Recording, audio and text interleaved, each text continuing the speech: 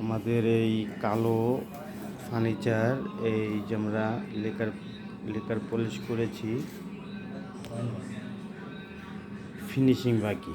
এখন আমরা এটাকে জমিন করেছি। খাট, এই যে খাট এটা ছিল সম্পূর্ণ ব্ল্যাক। আমরা মেডিসিনের দ্বারাই ক্লিন করে এভাবে করেছি।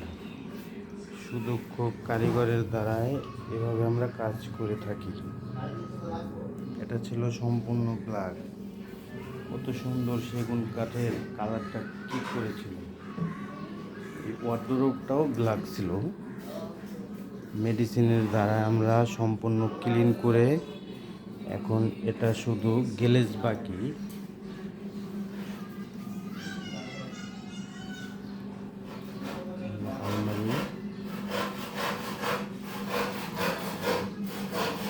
ওয়ার্ডরোব